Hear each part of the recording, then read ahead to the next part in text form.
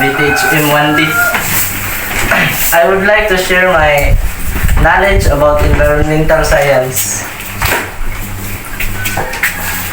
I learned about environmental science is a multidisciplinary field that studies the interaction between human and the environment. It encompasses various scientific disciplines. Like ang 4 type scientific discipline like biology, chemistry, physics, and ecology. So, magsugod na sa kan. Biology. Biology is the scientific study of life and living organism. It explores a wide range of topics related to living things, including their structure, function, growth, or origin, evolution, distribution, and behavior. These fields of science encompass various sub-disciplines such as botany, the study of plants, zoology, the study of animals. Ang biology daw kay mo nang specific nga pagtuon sa mga buhi nga organism like kanang insect o mga organ nila niya. Ug mo nang ilang mga interaction sa matag usa ug sa ilang mga palibot. Ug mo kay ilang mga virus o aspect such as kanang structure, function, growth or origin, evolution, distribution, and taxonomy of living organism. Ano siya ng biology. So, next, chemistry. Chemistry is a scientific study of matter, its properties, composition, and structure, and the changes it undergoes. It focuses on understanding the substance that make up everything in the universe, from the smallest particles to complex compound. This field explores the interaction and transformation of atoms and molecules, studying their behavior reaction. And the energy change involved. Chemistry is divided into various branches, including organic chemistry, study of carbon containing compound.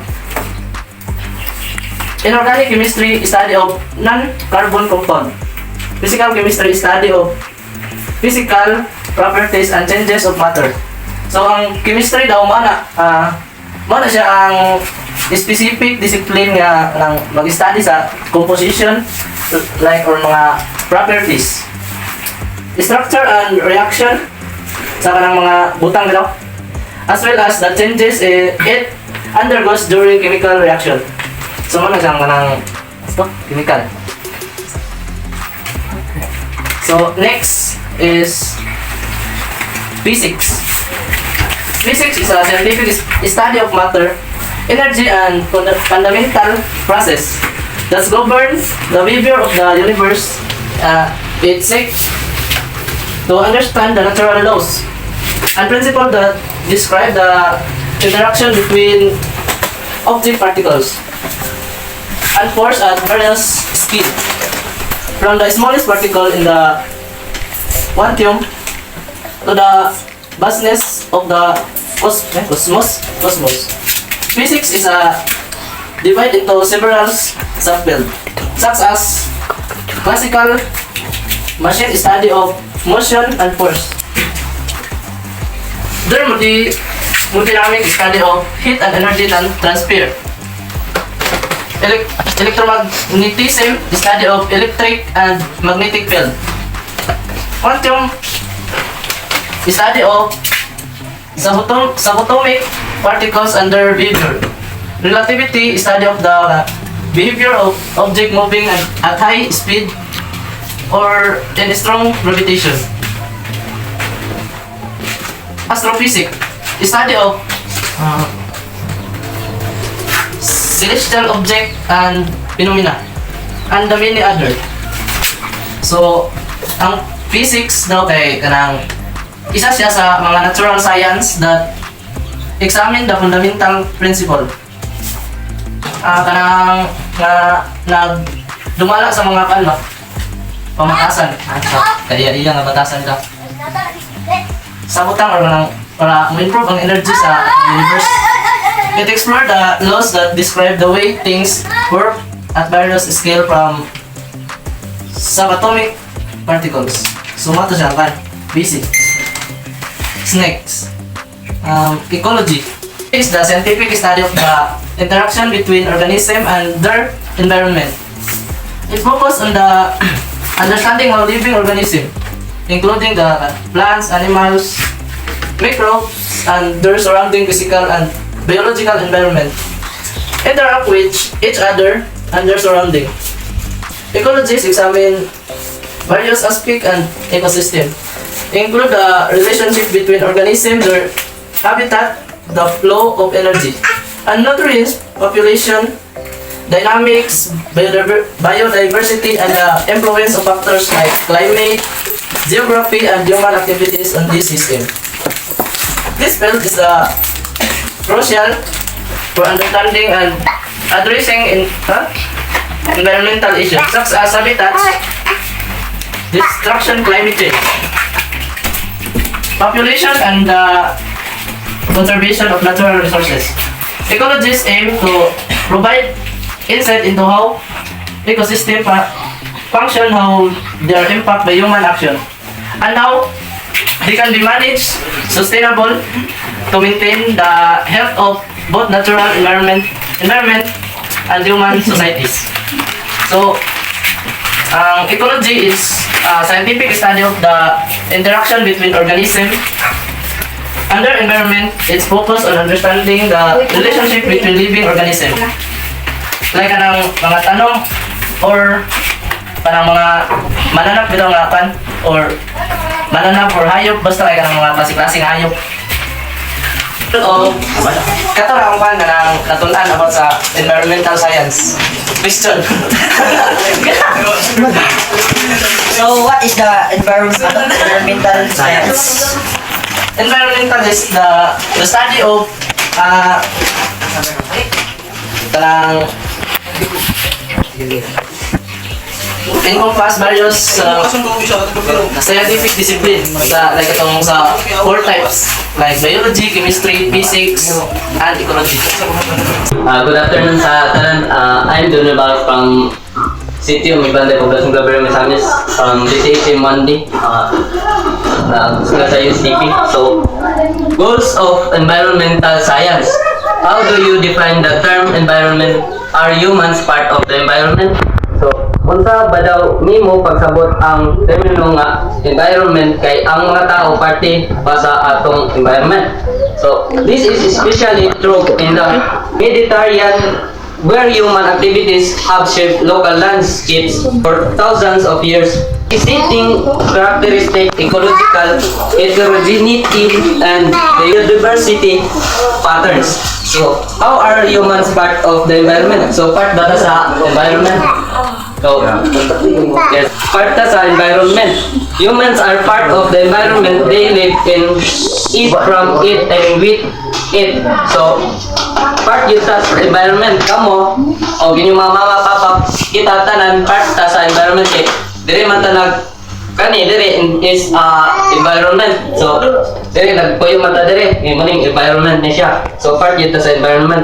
So, how can science help us understand and solve environment problems? So, sa unsa nga paagi daw nga ang science makatabang kanato sa pagsabot ng pagsolbad sa mga problema sa atong environment.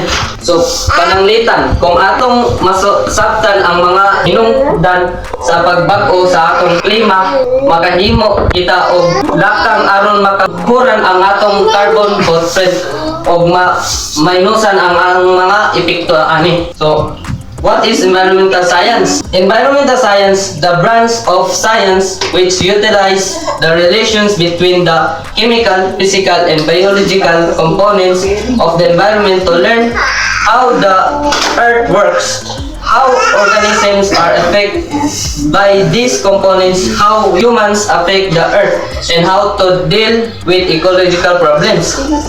So, will the earth continue to resilient to the change and undergoes? So, yes, Earth will be resilient even if Sun goes supernova. In fact, Earth will escape the solar system and Sun will not be able to hold Earth when it resists red hot super giant stage. So, muna siya ang what is environmental science. So, could we find solutions to environmental problems we are new facing? So, ang solution natin ay replace disposal items with reusable items.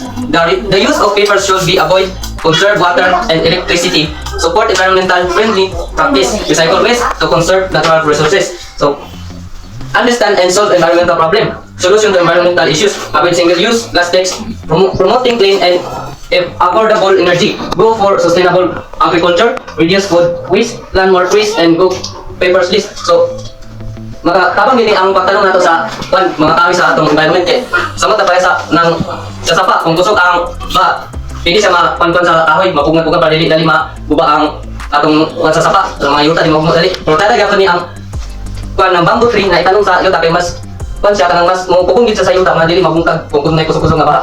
So promote green innovations, conserve water and electricity, use reusable produce instead of disposal ones.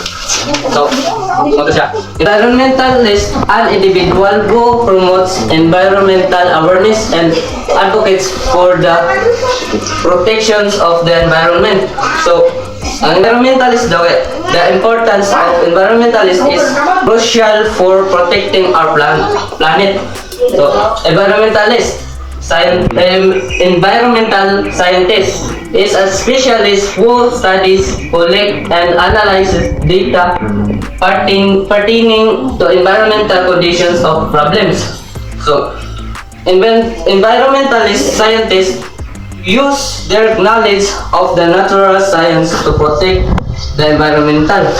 So, balik tayo dito sa itong what is kundi sa ang unsa ba ang atong carbon footprint katong sa isa sa environmental ay what is environmental science. So direta sa how can science help us understand and solve environment problems. Muni ganyan sa katong pananglitan kung atong masabtan ang mga hinungdan sa pagbag-o sa atong klima, makahimo kita og mga lakang aron makunhuran ang atong carbon footprint o minusan ang mga epekto ani. So unsa ba ang carbon footprint? Ang carbon footprint ay ang kabuoang greenhouse gas emissions na dulot ng isang individual, kaganapan, organism, serbisyo, lugar o produkto. And later fields of study that contribute to environmental science.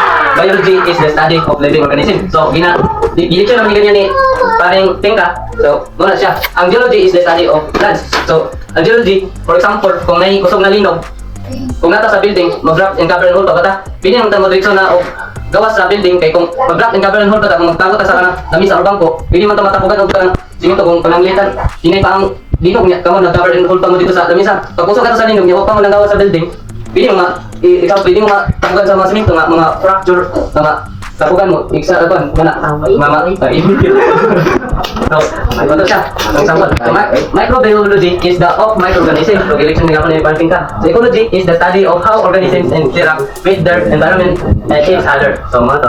And that's all, thank you. Ang kanya mong ginatulog is, amo kaya po ning ginatulog ni Samo sa among structure, o amo po ning ginatulog sa inyo. And that's all, thank you. Mga to.